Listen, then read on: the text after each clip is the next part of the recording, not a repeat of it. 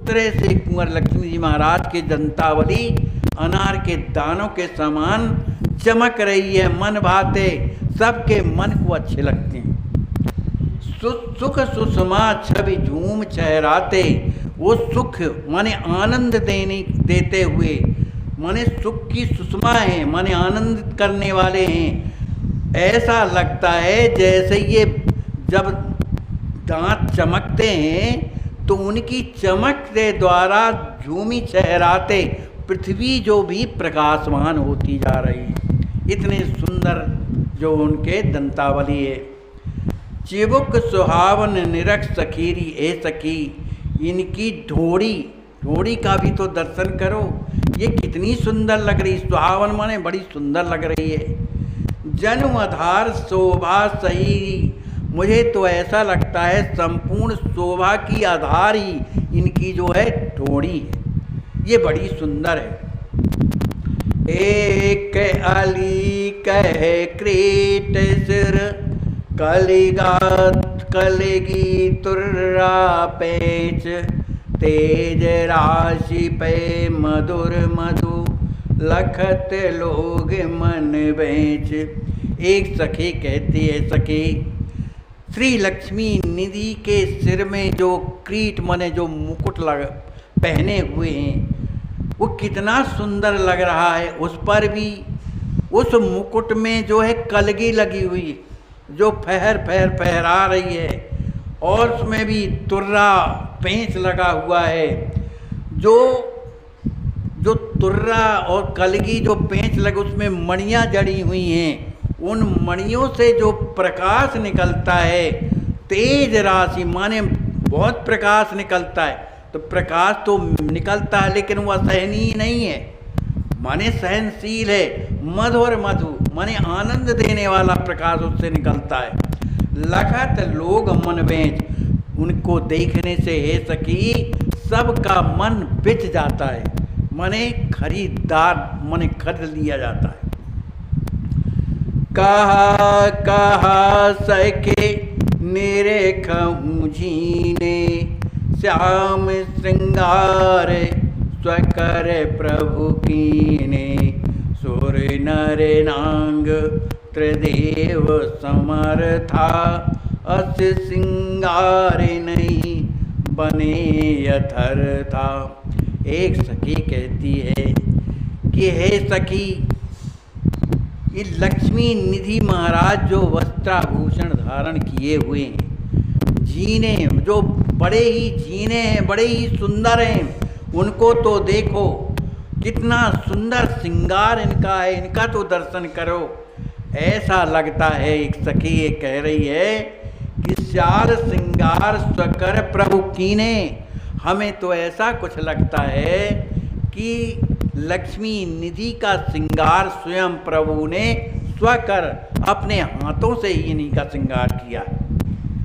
सुर नर नांग त्रिदेव समर्था, जो देवता हैं, जो मनुष्य हैं, जो नांग जो देवता हैं, त्रिदेव ब्रह्मा विष्णु महेश, जो सर्व समर्थवान हैं, माने इनके द्वारा कोई ऐसी वस्तु है जो प्राप्त ना कर सकें या जो चाहे ना कर सकें।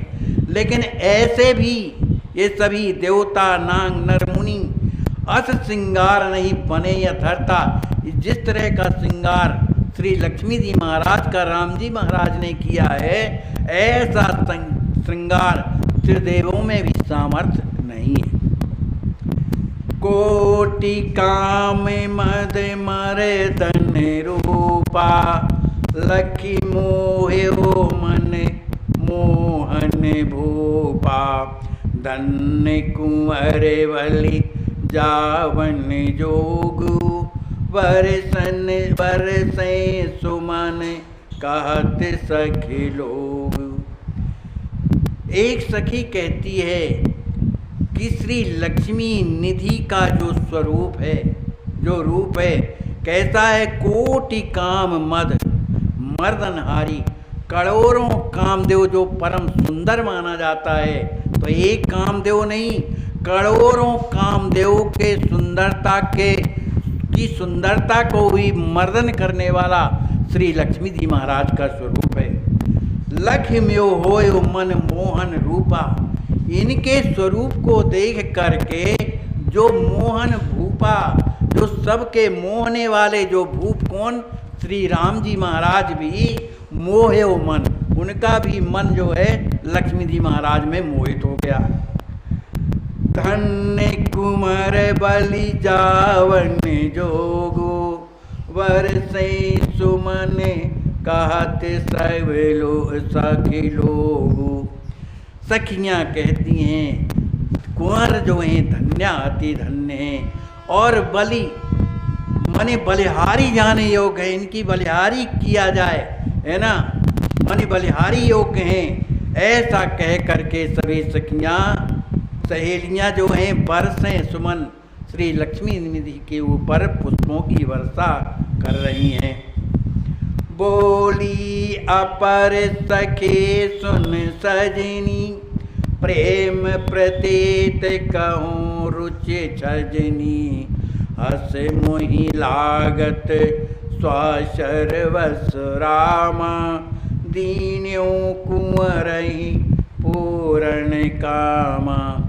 इतने में से एक दूसरी सखी बोलती है, हे सखी, सखी सुन सजनी, हे सजनी, हे सखी मेरी बात को तो सुनो।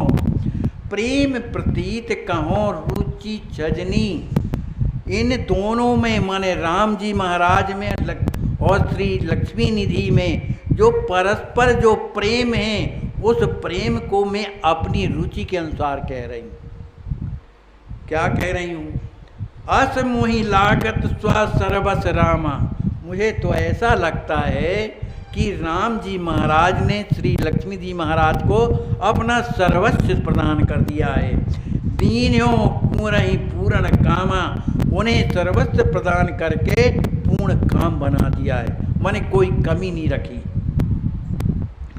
जनक सुवन प्रभु प्राण आधारा, आनंद सतत बढ़ावन द्वारा। एक सत सत तव बानी, मुद्रा युगल लखहूँ रस खानी। वही सखी कह रही है, जनक सुवन प्रभु प्राण आधारा। श्री जनक के जो सुवन श्री लक्ष्मी जी कुंवर हैं, वो राम जी के प्राणों के आधार हैं। आनंद सतत बढ़ावन हारा बारा, श्री राम जी के आनंद को निरंतर वर्धमान करने वाले श्री लक्ष्मी जी महाराज हैं। कहा एक सत सत तव वाणी। इस वाणी को सुनकर के दूसरी सखी कहती है, सखी जो तुम कह रही हो ना, वो बिल्कुल सही कह रही हो, इसमें कोई झूठ नहीं है, तुम सही कह रही हो। मुद्रा युगल लखहूँ रस खानी। अरे आप इनकी मुद्राओं को तो देखो, माने मुद्रा माने इनकी बैठक को देखो, बैठे हुए हैं, लेकिन कैसे बैठे हुए हैं, है ना, उसका वर्णन आगे आता है कि इनमें इतना अगाध प्रेम है कि एक दूसरे के बिना रह नहीं पाते हैं, इसलिए इस तरह से बैठे हुए हैं। इसलिए उन्हें देखो, कर तले पकड़ रहे एक एक कहीं, पगे परस पर प्रेम बिलोकन। मनहु चाहत एक एक सहारा, दरस परस हित बनहि आधारा। ए सखी देखो तो, ये एक दूसरे के हाथ को पकड़े हुए हैं, अपने कर कमलों के द्वारा एक दूसरे के हाथों को पकड़े हुए हैं, एक एकन माने एक दूसरे को पकड़े हुए हैं। पगे परस परम प्रेम बिलोकन। इनकी दोनों हाथ तो एक दूसरे के पकड़े हैं, पर इनकी जो चेष्टाएं हैं, जो बिलोकन, देखते किसको हैं? किसी को नहीं देख रहे, एक दूसरे को देख रहे, परस्पर बिलोकन, एक दूसरे का माने दर्शन कर रहे हैं। क्यों कर रहे हैं? तो दूसरी सखी कहती है, हमें तो ऐसा लगता है कि मनहु चाहत एक एक सहारा।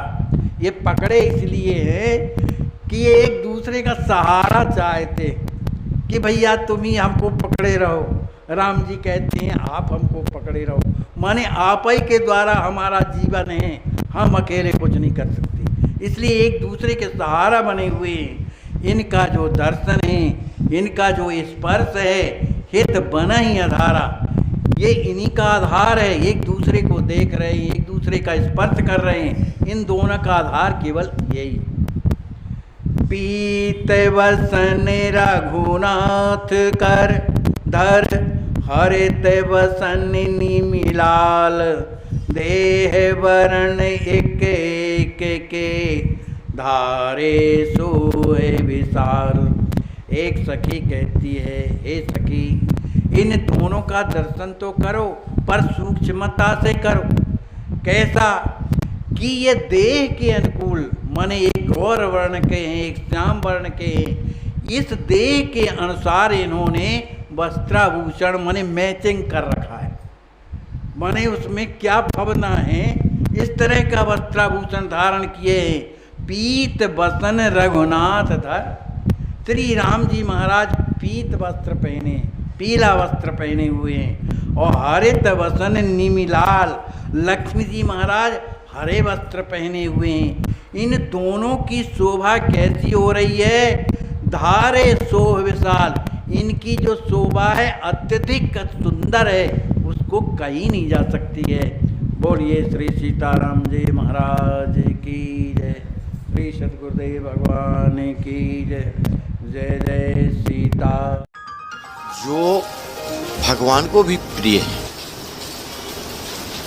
हमारे इष्ट राम हैं, कृष्ण हैं, पर हमारे इष्ट के भी इष्ट हैं गौ माता, पर वर्णशंकर गौ माता नहीं, देसी नस्ल की। विचार कीजिए, इन गायों के कष्ट को जरा आप गहराई से, नज़दीकी से सर्वे कीजिए कि जो गायें सड़क पर छोड़ दी गई, लावारिस, असहाय स्थिति में बेचारी, किसी प्रकार से पन्नी खा करके, कूड़ा कचरा खा करके, घास खा करके, 4 पहिया चलाने वाले हमारे जो धनी कहलाने वाले हैं, वो ठोकर मार के चल देते हैं, तब उनके घाव जो बनते हैं उसमें कीड़े पड़ जाते हैं।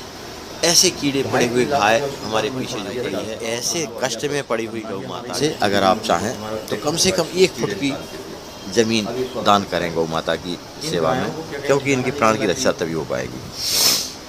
आपसे अनुरोध है, और यहाँ भूमि दान के साथ साथ जहाँ भी आप किसी भी गौशाला में आप सहयोग कर रहे हैं, तो उनसे अनुरोध कीजिए गौशाला वालों से कि कृपया वहाँ वो अपनी गौशाला में 100, 50, 25 गायें रखते हैं, एक असहाय गाय का भी इलाज कराएं, अपने यहाँ शरण देंगे उस गाय को जो सड़क पर चोट खाई है, कीड़े पड़े हैं, घाव है, लावारिस घूम रही है। ये आपसे अनुरोध है कि आप जिस भी गौशाला में सहयोग करते हों, उनसे विनती कीजिए कि ऐसी गायों को भी 1-2% ही शरण दें, जिससे कि इस प्रकार से गायें, क्या जो दूध दे रही हैं वही गाय हैं, उन्हीं की सेवा करने से आपको पुण्य होगा, और जो बेचारी सड़क पर कीड़े पड़ रहे हैं, तल पड़ के मर रही हैं, उनकी सेवा करने से आपको पुण्य नहीं होगा। ज़रा विचार करिए गंभीरता से, हमारी आपसे विनती है। इन्हीं शब्दों के साथ जय गौ माता, जय श्री राम।